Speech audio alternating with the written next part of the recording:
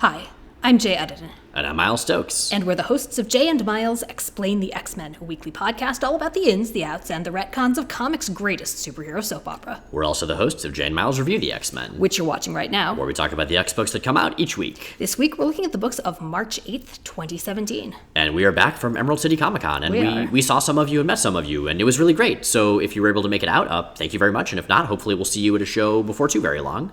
Also, I have a face, I guess. We did Meltdown, Havoc, and Wolverine cosplay. We'll try to get some pictures of that up at some point. It turns out the Wolverine sideburns work a lot better with Wolverine hair, not so much with this. So hence, I don't know. I don't know how to feel about this. The world's very cold without a beard. I don't recommend it. You want to review some comics? Let's do that. First up is the sixth and final issue of Inhumans vs. X-Men, written by Jeff Lemire and Charles Soule, with pencils by Leinil Francis Yu, inks by Yu and Jerry Algonquin, and colored by David Curiel. We're going to divide this review into two parts. First, we're going to try to keep it spoiler-free and tell you a little bit about our general impressions. Then we're going to do a more in-depth discussion with spoilers of the stuff that actually goes down in this issue.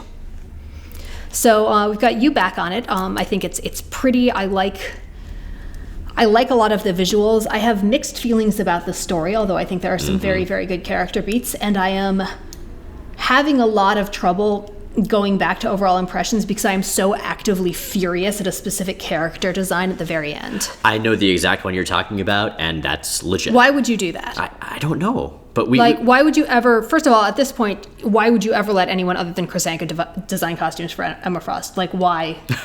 Why would you make that choice if you were Marvel and you had him on speed dial? Why would you do that? Fair.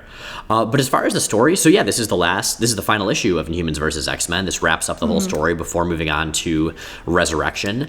And I will say it's Resurrection, or Resurrexion, according to Charles Soule.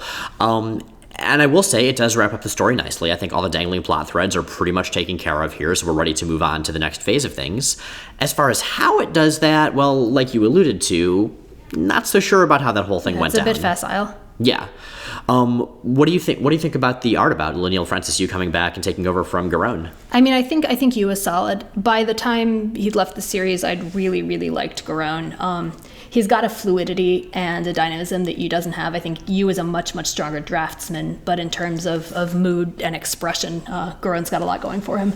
Either way, though, I feel like as long as Curiel's coloring it, I'm good. Yeah, fair enough. David Curiel remains an excellent colorist. Yeah, Curiel definitely gets MVP for this entire series. Mm-hmm.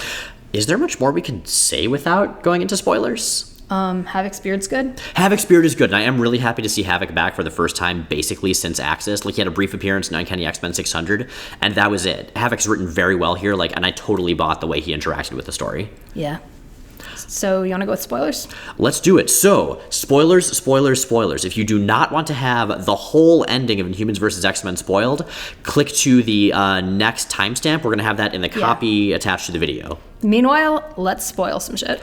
Okay. So, Emma Frost, huh? So, there are two things about Emma's whole approach that I don't buy. I absolutely buy her going supervillain.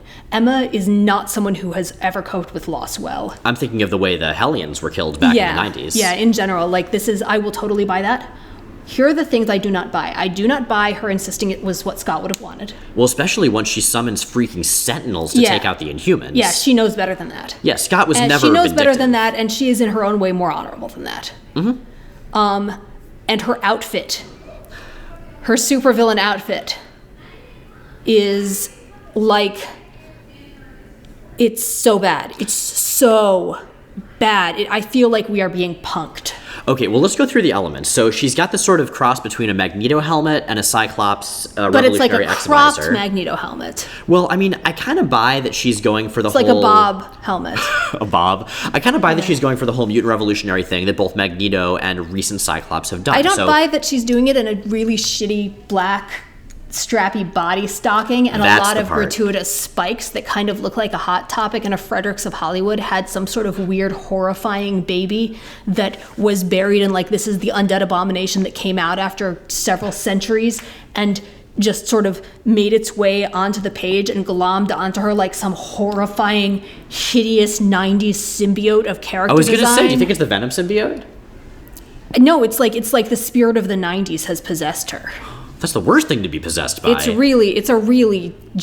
not an okay costume. Well, see, here's the thing. Like, so Emma being, like, all lingerie strappy and stuff, like, that in general... But she's elegant. Well, that's the thing. A, she's elegant, and B, that's when she's very much using her sexuality, using her, as you've described it, weaponized femme to accomplish a goal. And right now, when she goes supervillain, when she does send Sentinels to attack the Inhumans, even after the mutants have destroyed the second Terrigen Cloud, or technically the Inhumans have destroyed it, she's abandoned that pretense. She's abandoned any aspect of subtlety. Now she's just gone straight up villain because she believes... I have no problem with the lingerie. It's just a bad costume. Okay, fair enough. For me, I kind of feel like in this version of Emma would not be even worrying about the whole, like, sexy skimpiness. It's her default. I mean, it's what she's got. It's how she dresses. Okay. I have no problem with that as personal style for her, as long as it's actually personal style and not whatever this horrible conglomeration is. Well, maybe she'll be wearing something different the next time she shows up. One can dream. As far as the resolution of the plot, as far as how the Terrigen Cloud is dealt with, what did you think about that? I used the word facile in the spoiler-free section, and I stand by that. I think the whole, when the Inhumans found out that it was going to potentially wipe out every mutant, they decided it was, they'd get rid of it. What is the acceptable tipping point? They already knew it killed mutants. They already knew most mutants couldn't get away from it in time. The fact that it was saturating the atmosphere was clearly on their radar. I don't get how that additional information was revelatory, and I don't get how that was the tipping point. And I think part of what's hard for me is that I can accept that there are some stories where the plot hinges on the characters not talking. We've certainly seen that in many hero versus hero stories before. Mm-hmm. But when you have something with stakes this high, and when you have that conversation finally occurring, and then the person who was being stubborn just going, oh, okay, like, that doesn't seem as earned as it might. Like, if we just dedicated a little bit more time to Medusa realizing what was going on and sort of agonizing over it and analyzing it. I mean, I think ultimately it was because Medusa had to come out looking good in a crossover in which the Inhumans were very solidly the villains. Kind of, yeah. Like, the only way to make the Inhumans sympathetic is this sort of frantic scramble at the end where they didn't really know or understand what was at stake, except they obviously did.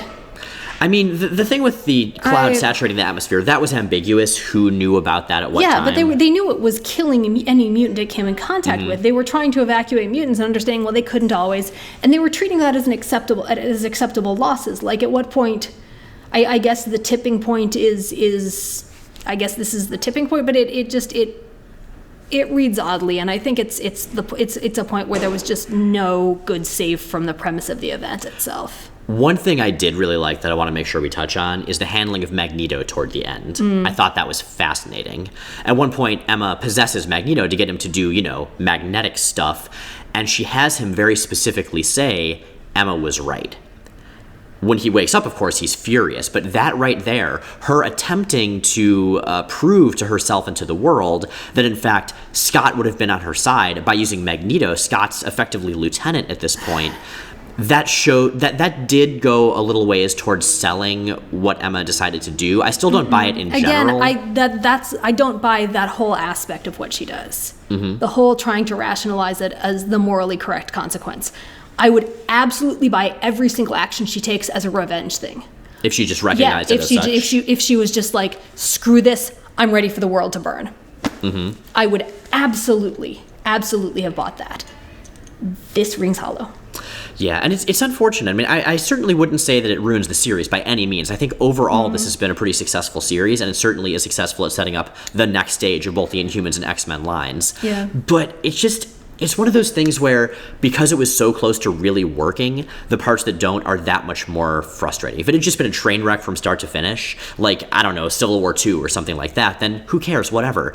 But it flew so close to the sun, which actually, now that I think about it, is not an apt metaphor. But regardless, it did so many things right, and so to see it just get this aspect of Emma, it sounds like in both of our opinions, is just fundamentally inaccurate, incorrect, it's frustrating, Yeah. Also, that costume, it's just unacceptable. Next up is Old Man Logan number 19, written by Jeff Lemire with art by Felipe Andrade and colors by Jordan Boyd. So this is a very brief two-part story. The first part of it that takes place in between our most recent arc, the whole Brood thing that we both liked so much, and the new sort of resurrection launching arc of Old Man Logan that's going to continue after this. And whereas the All-New Wolverine arc that leads up to the resurrection story, for me, very much does seem a fitting climactic conclusion to everything that came before, setting things up nicely for a fresh start for resurrection. For me, this Old Man Logan story, it seems a little slighter, not unnecessary certainly, but less critical. It's sort of shocking, having read this issue, to realize that it's the first half of a 2-issue arc, because it feels like the introduction to a much, much longer story. Mm-hmm. I would agree, yeah. I mean, the stakes it sets up, I'm wondering how that's going to be resolved in just one more issue. If it's just going to be, and then Wolverine fails. Or whatever. I mean, generally Logan does fail in this series because his life is terrible. Oh, Logan, I'm so sorry about your everything. It's almost as bad as Alex Summers' life. That being said, I like the premise. I like the idea of after the visions that Logan had when Brood-infested Jean Grey was messing with his mind, of him starting to obsess over what happened to the Hulk baby from the end of the original Old Man Logan series, how the baby turned out. That makes sense. That is some unfinished business that the series has not addressed very much up until those visions began. Like, we've seen Logan grapple with attempting to get over what happened to his wife Maureen and his kids Scotty and Jade in the dark future. We haven't really seen much about Bruce Banner Jr., so I'm glad that's being addressed, certainly. I mean, I periodically forget that kid exists because I like to pretend that the original Old Man Logan story ended after the Wolverine arc and didn't include Giant Size. To be fair, if it weren't for Giant Size, we wouldn't have seen that baby being fed a human arm, which was kind of cannibalistically adorable. Cute. I'm just saying. Your mileage may vary in terms of cute, but we thought it was cute. So Felipe Andrade is back on art. That was the artist that did the vampire arc, the Dracula arc recently, and I gotta say, Andrade's art is just so much fun. I think he was a better fit for the vampire arc than this one, but he's still pretty charming. He does do a cool Miles Morales Spider-Man, who is a nice little touch. Like, I like seeing Old Man Logan interact with more of the Marvel Universe. And Spider-Man should feel like his joints don't work quite the same as everybody else's, and that's definitely captured here. I'm glad Old Man Logan's continuing. It's kind of weird that apparently with the new mystery book that will be announced by the time these videos go up, Old Man Logan will be in I think 4 different comics simultaneously. Like, it's Logan bloat all over again. It's because of the movie. I think it is because of the movie. Well, hey, if it's going to be because of the movie, then give Laura some more screen time, I say. Right? Or panel time. Because she's so good. Oh, man, Laura's so good in the movie. Yeah, we finally saw the movie. We did. Right now, it's certainly a perfectly decent issue, but I think with X-Men Prime coming up so soon, with Resurrection coming up so soon, I was looking for a little more. So I wouldn't call it a disappointment so much as not quite achieving the heights that I was hoping for, which I suppose by definition is a disappointment. But I still liked it, just not as much as I wish I did. Finally, is All-New Wolverine number 18, written by Tom Taylor with art by Nick Varela and colors by Michael Garland. This wraps up in a lot of ways the first big overarching arc of this series of All-New Wolverine. And I will say, if you have not recently, go back and read All-New Wolverine number 1, maybe even the first arc, the whole Four Sisters arc, before you read this issue. But especially read number 1, because this issue has a callback to one of the best awkward romantic moments of all time in it. And it's lovely, and you will miss it if you have not read that recently. Yeah, you pointed that out to me. I hadn't realized it, but you are absolutely right. And I love it. I love that this issue and number 1 just bookend the series so perfectly. Yeah, I love the way it comes full circle. I love the moment of triumph in it. It's one of those scenes that could very easily have been played in a very different way and has with different characters before. I love how much Laura's arc isn't about, and how much Laura's arc as a person and how much her arc as identifying as Wolverine is about becoming a person and is about finding and maintaining human connection.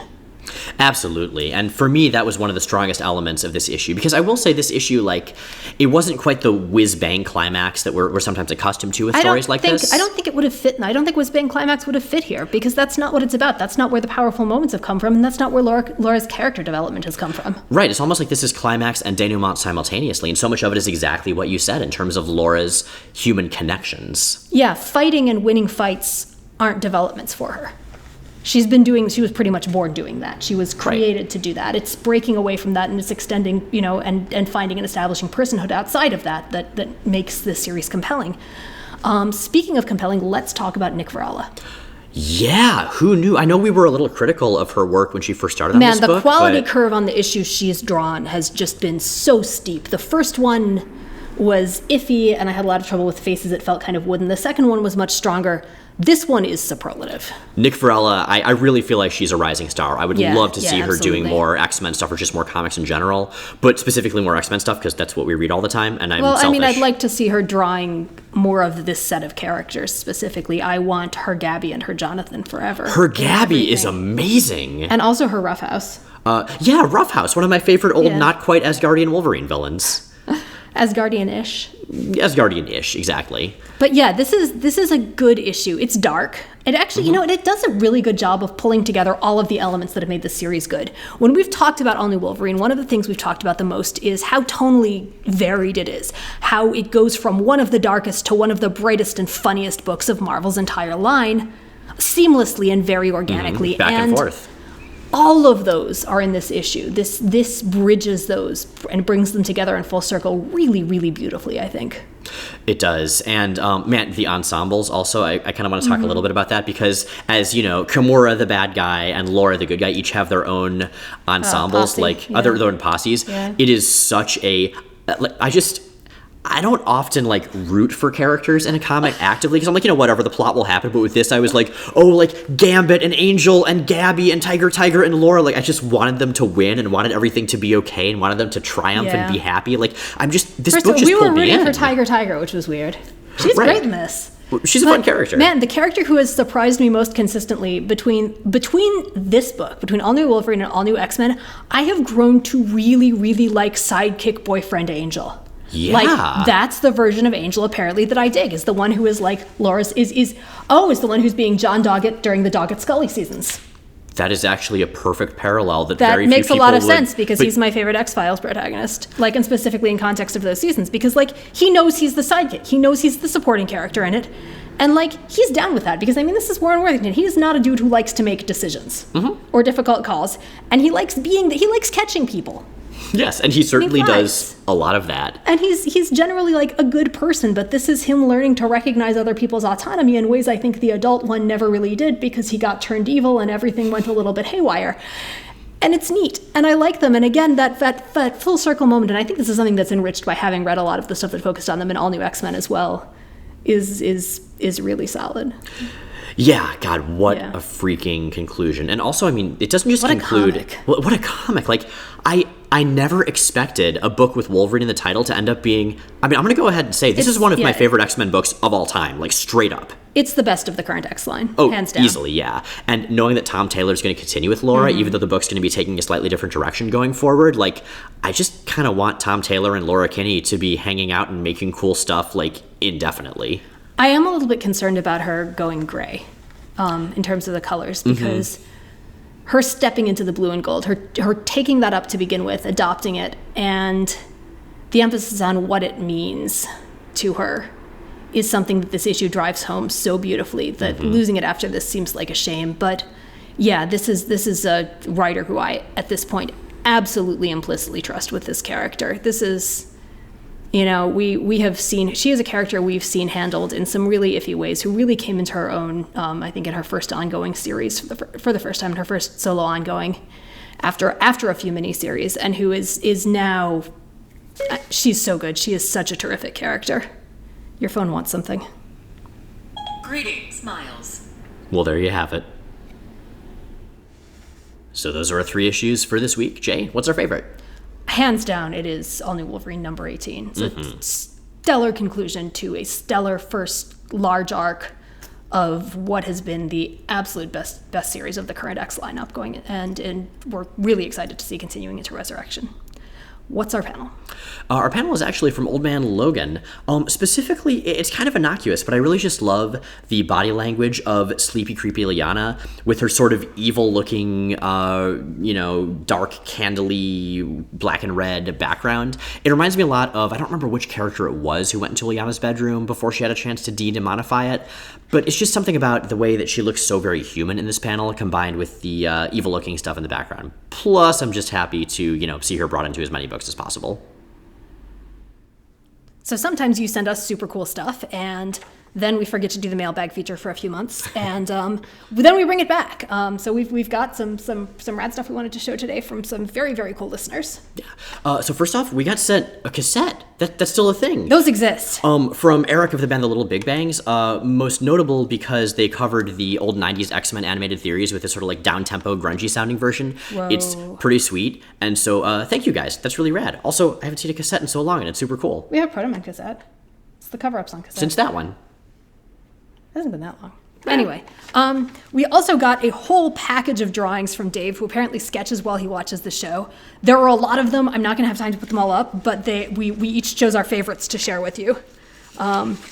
Mine is this rad New Mutants full team, including a slight redesign of Magneto's Big M costume that I think, in my opinion, makes it a lot better. Mm-hmm. And I really dug his Madeline Pryor and Inferno Demons thing, because I'm a sucker for good demons and for making Madeline Pryor's outfit actually look okay. Also, totally a sweet self-portrait of Dave's drawing, presumably while he listens to the podcast, in a rad Phoenix shirt. And really nice boots. You have good taste in boots, Dave. Well done. We also got an incredibly impressive custom Magic the Gathering X-Men set from a listener. We don't have that with us right I was going to say, and then we forgot to bring it, so we don't have the information. But you're going to have to trust us that it's super cool, and thank you so much to the person who said that. Yeah, seriously. Super excited to play around with that, especially since I spent far too much of middle school on the school bus playing non-X-Men Magic the Gathering and reading X-Men comics. So it's the best of both worlds. That's it for this week. Thanks for watching. If you like what you've seen here but would vastly prefer it without our faces, check out our podcast, Jay and Miles Explain the X-Men. New episodes come up every Sunday on explainthexmen.com, also on iTunes, Stitcher, and Google Play. What have we got for them this week? This week we have a live, well, it'll be recorded when you listen to it, but an episode we recorded live at Emerald City Comic-Con 2017. We had Charles Soule of Inhumans vs. X-Men and Dennis Hopeless of All-New X-Men on, and talked to them about all sorts of things, from the books they've been working on to some pretty impressively strange and also very good listener questions. As well as Hopeless's upcoming Jean Grey ongoing series. So excited! That podcast, these video reviews, and everything at explainthexmen.com are brought to you by our Patreon subscribers. Those awesome folks are the people who keep us on the air and ad-free, and if you would like to join their ranks, you can do that at the link either above or below this video, depending on where you're watching it. In the meantime, I think we have a skip week next week because it's just one book, but we'll be back in a couple, and we'll have podcasts coming at you the whole time. So join us the whole time. Every minute of every day. I guess if you put them on repeat. Or if you put them on a really slow speed so you can barely understand, it would probably sound super weird. Yeah. Anyway, though, we will continue soldiering on toward resurrection. Excited to see how everything wraps up in the meantime. See you next time. Okay, wait, so that dude at the end of Old Man Logan. Asmodeus? Yeah, is he that guy that normally has, demon babies for hands? No.